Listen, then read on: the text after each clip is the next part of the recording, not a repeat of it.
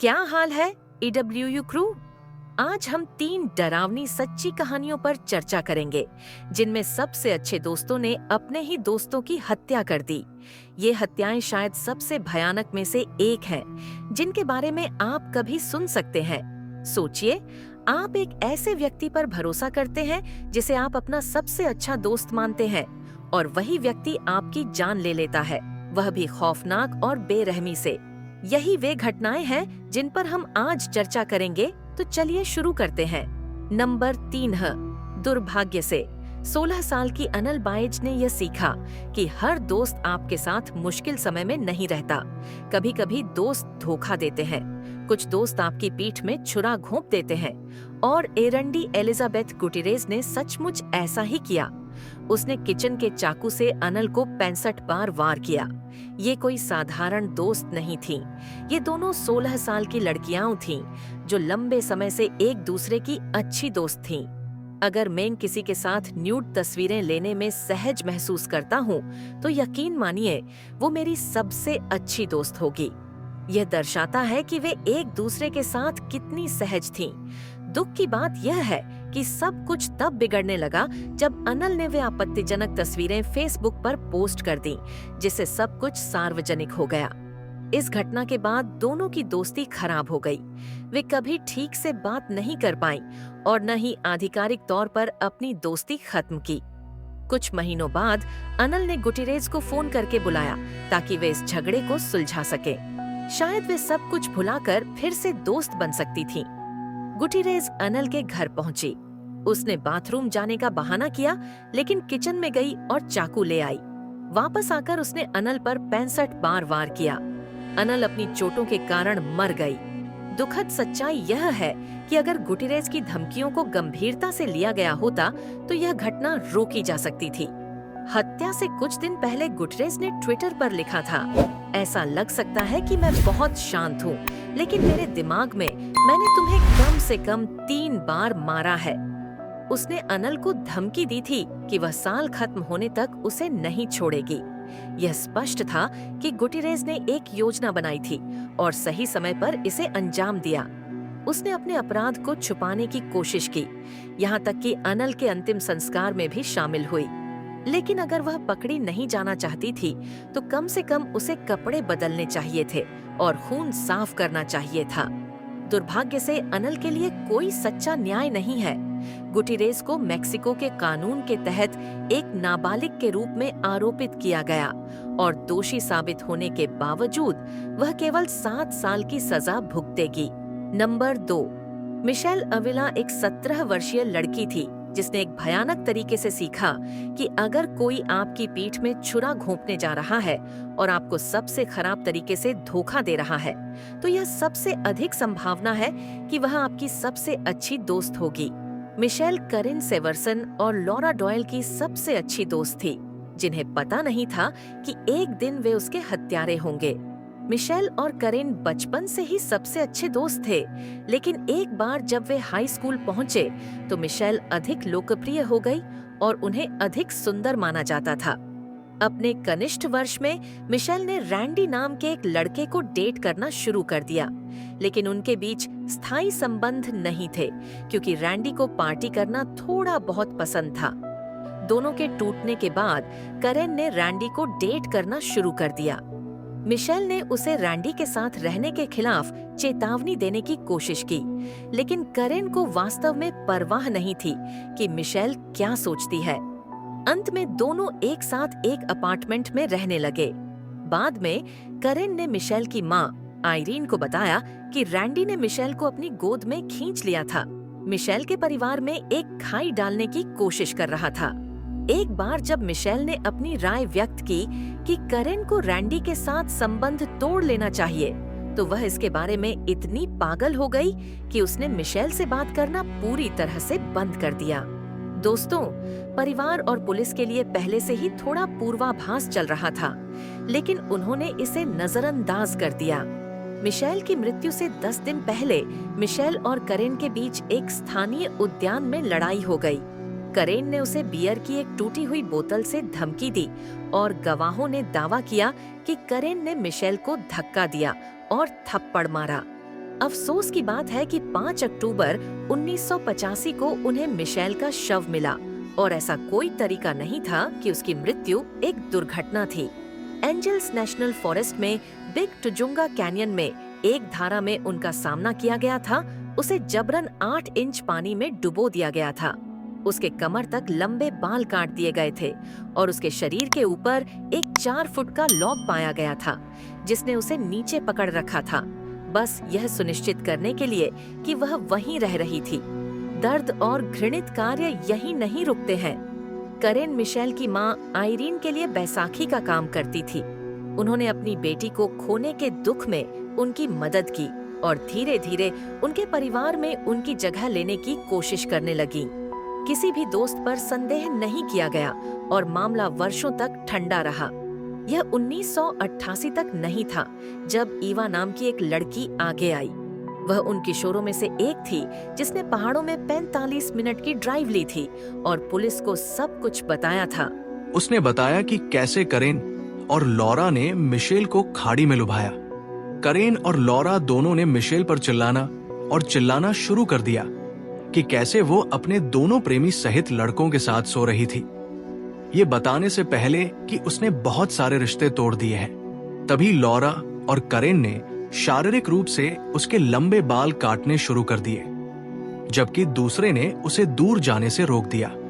एक बार ऐसा करने के बाद उन्होंने मिशेल का चेहरा खाड़ी में नीचे कर दिया और उसे वहीं पकड़ लिया, ये सुनिश्चित करने के लिए कि उसका शरीर पानी में नीचे रहेगा। दोनों लड़कियों ने मिशेल के शरीर के ऊपर 100 पाउंड से अधिक वजन वाले 4 फुट के पेड़ के लट को खींचा।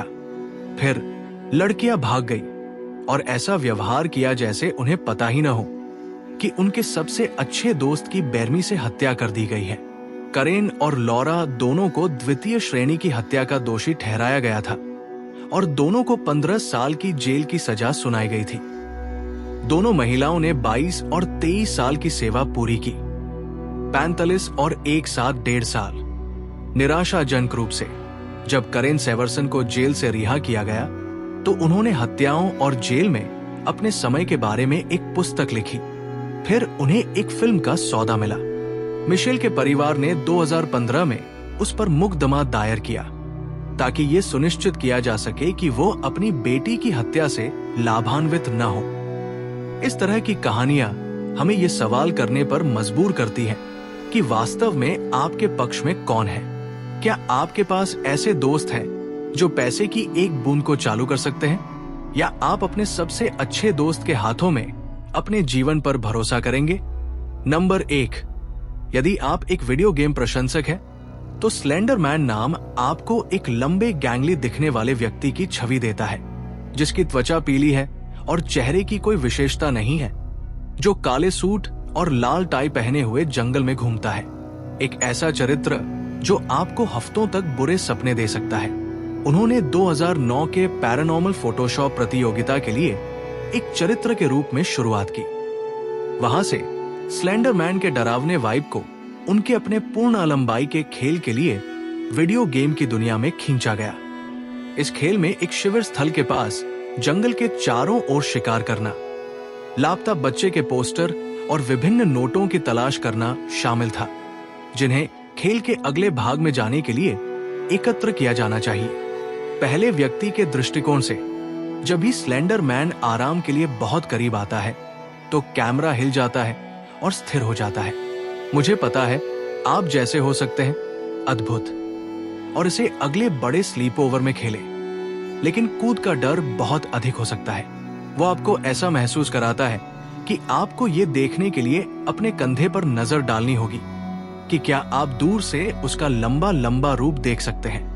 लेकिन ये सब सिर्फ एक खेल है और ऐसा कुछ भी वास्तविक नहीं है ना? खैर, दुर्भाग्य से 2014 में विस्कॉन्सिन के वॉकेशा शहर के लिए उन्होंने सीखा कि कभी-कभी जीवन सबसे खराब तरीके से कला की नकल कर सकता है। वॉकेशा की 2 12 वर्षीय लड़कियों को विश्वास था कि स्लेंडर मैन वास्तविक था, न कि केवल क्रीपी पास्टा विकी पृष्ठ का एक काल्पनिक चरित्र। दोनों लड़कियों ने स्लेंडर मैन के लिए नौकर बनने की योजना बनाई और एक विशाल हवेली में उसके साथ रहना चाहती थी। उन्होंने कहा कि वे उसके प्रति अपनी वफादारी हमेशा के लिए साबित करना चाहते थे, लेकिन ऐसा करने का एकमात्र तरीका किसी की हत्या करना था। अफसोस की बात है कि 31 मई 2014 को अनीसा वेर और मॉर्गन गीजर ने अपने सबसे अच्छे दोस्त पेटन ल्यूटन को लुकाछिपी के एक दोस्ताना खेल के लिए जंगल में लुभाया, केवल चीजों के घातक होने के लिए। जब ये हुआ तब सभी लड़कियां 12 साल की थी और उस दिन से पहले पेटन एक सकारात्मक और खुश लड़की थी जो किसी से भी दोस्ती करना चाहती थी। वो उस तरह की लड़की थी जो हर किसी के साथ दोस्ती करना पसंद करती थी, जिसमें वे लोग भी शामिल थे जिनके साथ कोई और दोस्ती नहीं करना चाहता था। जब वो पहली बार मॉर्गन गीजर से मिली तो वो हमेशा दोपहर के भोजन या कक्षा में अकेली बैठी रहती थी, इसलिए पेटन उसके साथ बैठ गई और दोस्ती शुरू कर दी। पेटन को कुछ भी अजीब या असामान्य नहीं लगा। मॉर्गन बस एक खुश लड़की की तरह लग रही थी जो अकेली थी, और साथ में उनकी दोस्ती में नींद आना, ड्राइंग करना और बाहर खेलना शामिल था। ये 6ठी कक्षा तक नहीं था जब मॉर्गन की अनीसा से दोस्ती हो गई। अनीसा ने उससे स्लेंडर मैन के बारे में बात की और वहीं से ये सब नीचे की ओर जाने लगा। मॉर्गन पेटन से स्लेंडर मैन के बारे में बात करती थी और कैसे वो सोचती थी कि वो असली है। पेटन ने उसे ये भी बताया कि ये सब उसे डराता था और उसे ये पसंद नहीं था। वो केवल अनीसा के साथ दोस्त थी क्योंकि मॉर्गन वास्तव में उसे पसंद करती थी और पेटन ऐसा नहीं दिखाना चाहती थी कि वो किसी भी दोस्ती को तोड़ने की कोशिश कर रही थी। इसलिए भले ही स्लेंडर मैन व्यवसाय ने उसे असहज कर दिया, उसने मॉर्गन की खातिर इसके साथ जाने की कोशिश की। अनीसा हमेशा पेटन के प्रति मतलबी थी, जैसे कि उसे मॉर्गन के साथ अपनी दोस्ती होने बनाम खुद से अपनी दोस्ती होने से जलन होती थी। लड़कियों ने जिस मूल हमले की योजना बनाई थी वो था टेप पेटन का मुंह बंद करना, उसकी गर्दन में छुरा घूमपना और भाग जाना। उनकी दूसरी योजना एक पार्क में एक सार्वजनिक बाथरूम में उस पर हमला करने की थी। ये भयानक है, मुझे पता है, लेकिन उस स्थान का कारण यह था कि बाथरूम में पेटन के खून बहने के लिए नालियां थी। उन्होंने जिस हमले का फैसला किया था वो तब था जब तीनों लड़कियां लुकाछिपी खेलने के लिए जंगल में गई थी, लेकिन पेटन को पता नहीं था कि उसका जीवन खतरे में था।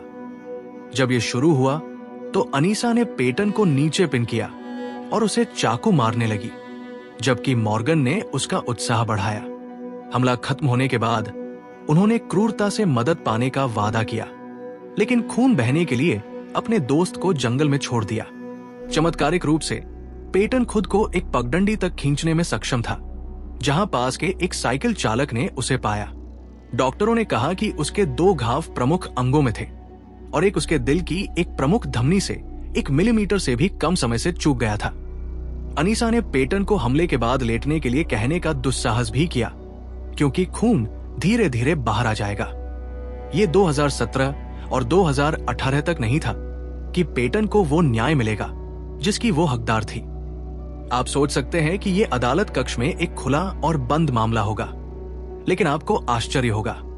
2017 में अनीसा वेर ने दूसरी डिग्री की हत्या के प्रयास के लिए दोषी ठहराने की कोशिश की, लेकिन जूरी ने इसे खारिज कर दिया और उसे मानसिक बीमारी या दोष से दोषी नहीं पाया। फिर 2018 में मॉर्गन गीजर ने भी दोषी ठहराने की कोशिश की, लेकिन जूरी ने उसे मानसिक बीमारी या दोष से दोषी नहीं पाया।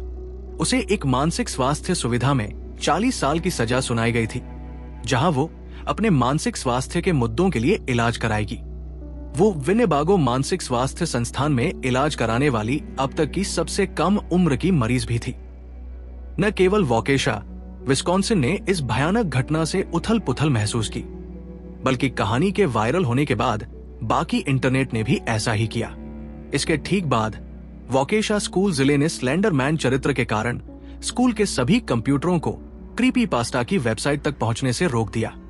स्लेंडर मैन के निर्माता ने एक बयान भी जारी करते हुए कहा, मैं विस्कॉन्सिन की त्रासदी से बहुत दुखी हूं और इस भयानक कृत्य से प्रभावित लोगों के परिवारों के प्रति मेरी संवेदना है।